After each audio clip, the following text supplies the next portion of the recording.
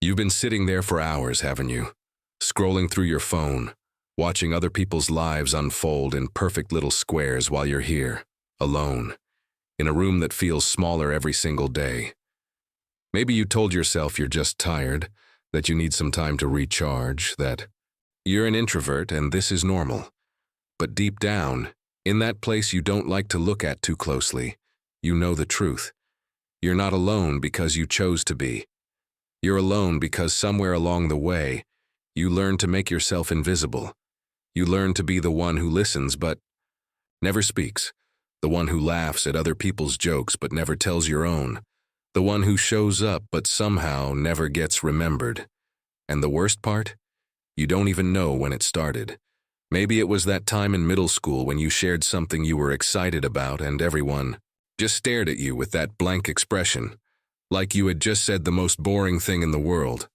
Or maybe it was later, in college, when you walked into a party and realized that nobody actually noticed whether you were there or not. You could have left after 5 minutes and not a single person would have texted to ask where you went. And that feeling, that crushing realization that your presence doesn't register in other people's consciousness, it changed something in you. You started making yourself smaller. You started speaking quieter. You started waiting for permission to exist. And now here you are, years later, wondering why you don't have real friends, why people don't invite you to things, why you feel like a ghost walking through your own life. But here's what nobody tells you, what nobody wants to admit because it sounds too harsh, too cruel, too politically incorrect. Your loneliness isn't random. It's not bad luck. It's not because people are shallow or because society is broken or because everyone's too busy with their phones. Your loneliness is the direct result of how you show up in the world, or rather, how you don't show up. Because human nature, real human nature, not the sanitized version they teach you in self-help books, human nature is brutal and efficient. We are tribal animals operating on software that's 40,000 years old. And that software is looking for very specific signals when it decides who belongs in the tribe and who gets left outside the walls when the sun goes down. You think people consciously choose to exclude you? They don't. They don't sit around plotting how to make you feel lonely. They simply respond to what you're broadcasting. And what you're broadcasting, whether you know it or not, is low status, low value, low threat, low reward. You're sending out the signal that says I don't matter. And human nature, with its cold evolutionary logic, is receiving that signal and responding accordingly. Before we go deeper into this, I need to ask you something, and I want you to be completely honest with yourself.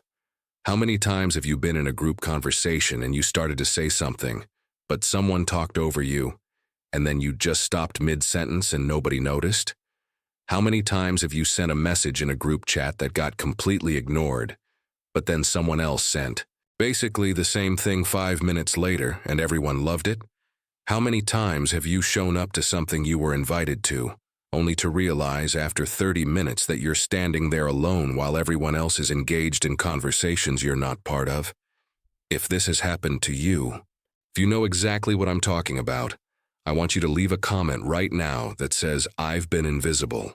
That's it. Just those 3 words. I've been invisible. Because when you write that, when you admit that out loud, something shifts. You stop pretending it's all in your head. You stop gaslighting yourself into believing that everything's fine. And more importantly, you realize you're not the only one. There are hundreds, maybe thousands of people watching this right now who have felt exactly what you're feeling.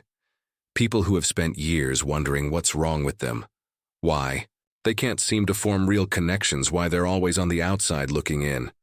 And when you see all those comments, when you see all those people writing, I've been invisible, you understand that this isn't a personal failure. This is a pattern.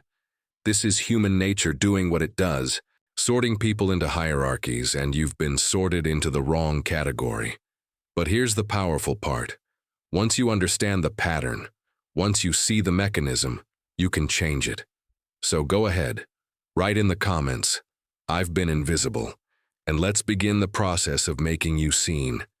The Ancient Greeks had a concept they called social death, the idea that a person could be alive in body, but dead in terms of social existence. To be exiled, to be ostracized, to be shunned by the tribe was considered worse than physical death because humans are not designed to survive alone. We are hardwired, deep in our neural circuitry, to need social connection not as a luxury but as a survival mechanism. For tens of thousands of years, being cast out of the tribe meant certain death. You couldn't hunt alone, couldn't defend against predators alone, couldn't survive the winter alone. So, your brain developed an incredibly sensitive threat detection system, specifically calibrated to monitor your social standing. When that system detects that you're being excluded, that you're losing status, that you're becoming invisible to the tribe, it triggers the same alarm systems that would activate if you were facing a physical threat.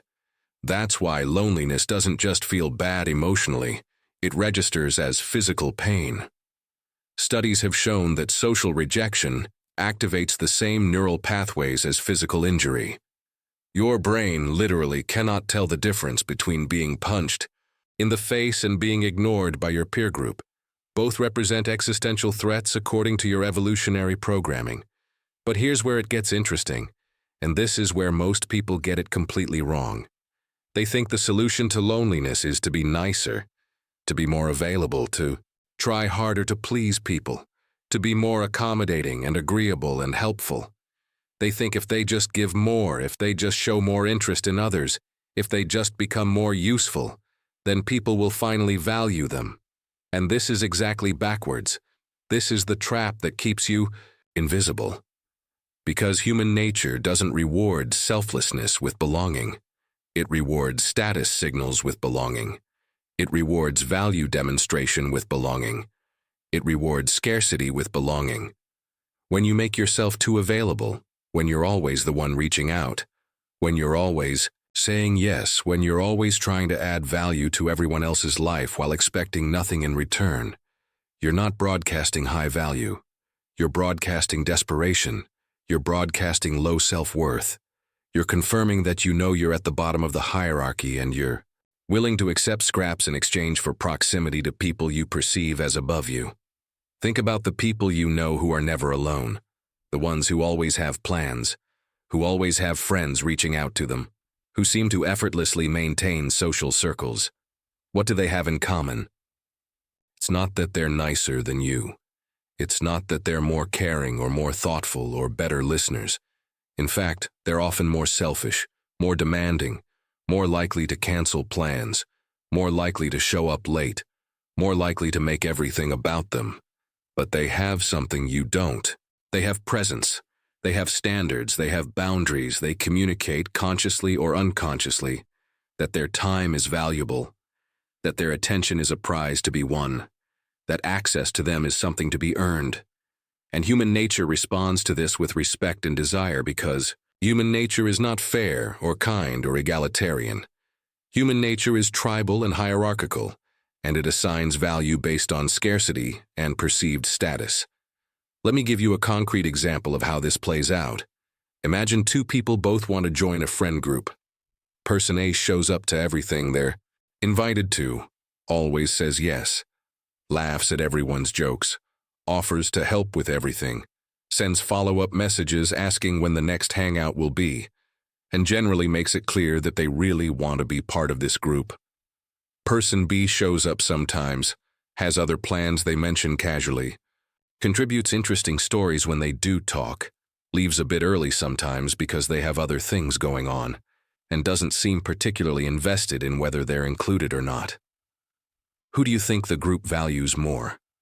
Who do you think they try harder to include? It's person B, every single time. Not because they're playing games, though they might be, but because they're communicating something fundamental about their social value. They're saying, I have options, I have other things going on, I'm not desperate for your approval, and if you want me around, you need to make it worth my time. And the group responds by trying to earn their presence. Meanwhile, person A, despite being genuinely kind and helpful, gets taken for granted, because they've communicated, "I need you more than you need me." This is the dark truth about human social dynamics that nobody wants to acknowledge. We say we value kindness and loyalty and selflessness, but we pursue and prioritize people who display scarcity, standards, and self-interest. We say we want friends who are always there for us, but we ghost the ones who make themselves too available. We claim to hate games and manipulation, but we're magnetically drawn to people who seem just slightly out of reach. This isn't conscious hypocrisy. This is evolutionary programming. Your ancestors who successfully integrated into tribes weren't the ones who begged for acceptance. They were the ones who demonstrated value, set boundaries, and made others work for their allegiance. The tribe members who survived were the ones who could accurately assess status hierarchies and position themselves strategically within them.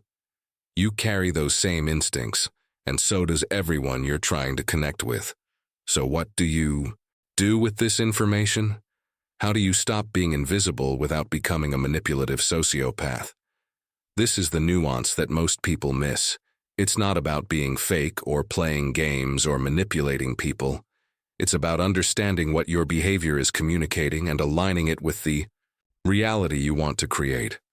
Right now, your behavior is communicating low value even though that's not your intention. You text first because you're being thoughtful. You say yes to everything because you're being flexible. You ask lots of questions about other people because you're being interested. But the message received is, "I have nothing better to do. I have no standards for how I'm treated. I find you more interesting than you find me." You need to recalibrate what you're broadcasting. And it starts with one fundamental shift in your psychology. You need to stop seeking permission to exist and start occupying space like you belong there. What does this look like in practice? It means when you're in a group conversation and someone talks over you, you don't just stop talking and shrink away. You pause, let them finish, and then you continue what you were saying with, "I wasn't finished." It means when someone sends you a message, you don't respond immediately every single time. You respond when you have time and attention to give a quality response. It means when someone asks you to do something that doesn't work for you, you say no without over-explaining or apologizing. No is a complete sentence. It means you stop asking for invitations and you start creating experiences and inviting people into them. It means you develop interests, skills, and knowledge that make you genuinely interesting to talk to, not because you're performing for others, but because you're building yourself. It means you maintain relationships based on mutual value exchange, not one-sided emotional labor. If you're always the one reaching out, always the one initiating, always the one putting in effort, you stop. You match energy. You let the relationship exist at the level of investment the other person is willing to contribute. This will feel uncomfortable at first because you've been conditioned to believe that being liked requires being accommodating. But here's what happens when you start setting boundaries and raising your standards. Some people will drop away. The ones who only valued you for your availability and your willingness to accept breadcrumbs will stop reaching out when you're no longer convenient. And this will hurt.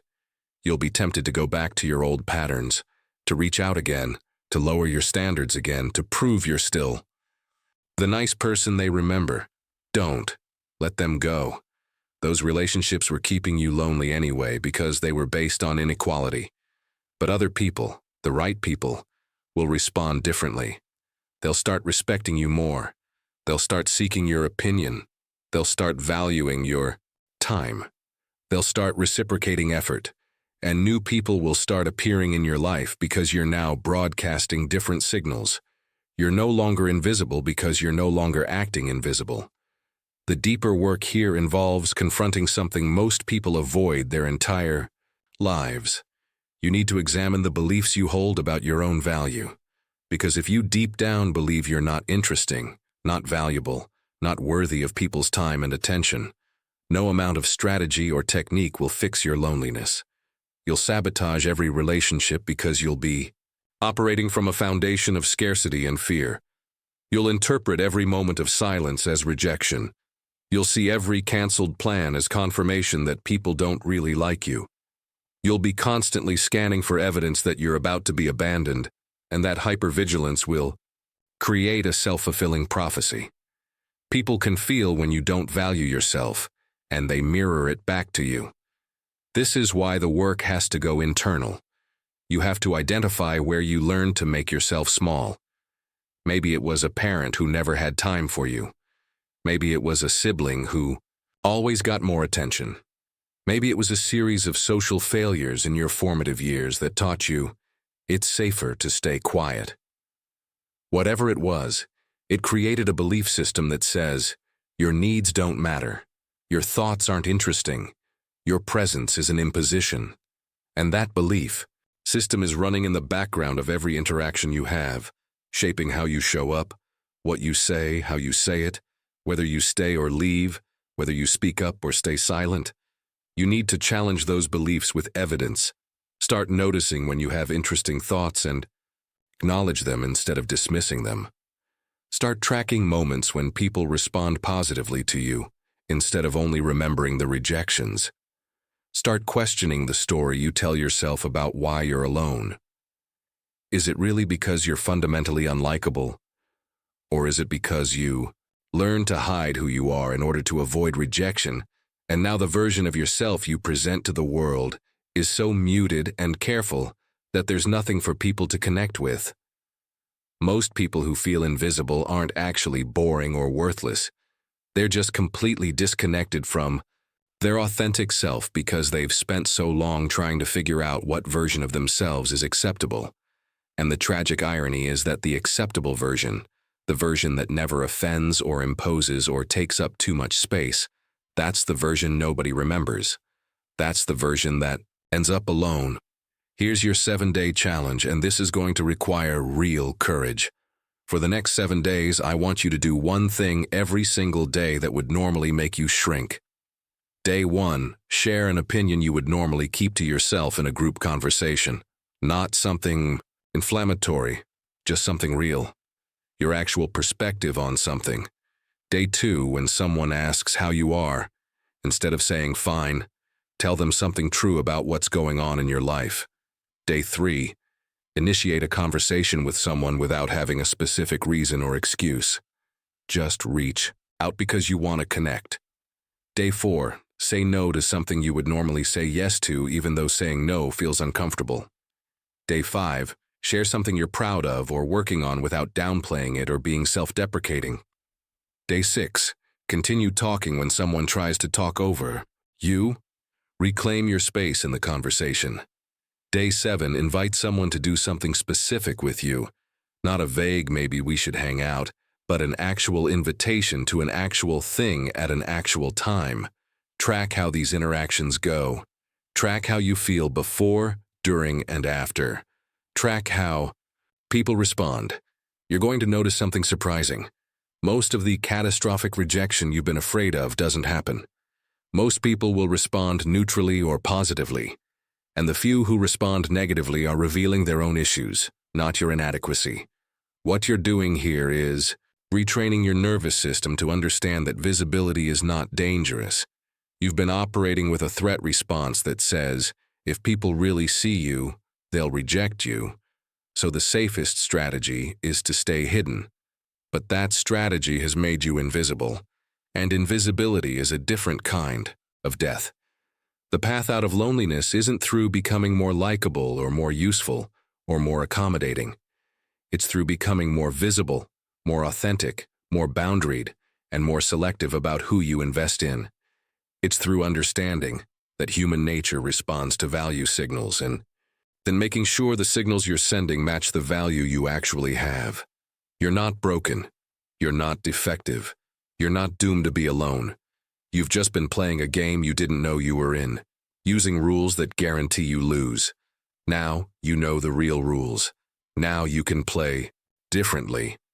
If this video helped you see something you couldn't see before, if it gave you a framework for understanding why you've been struggling with connection, then I need you to do something for me.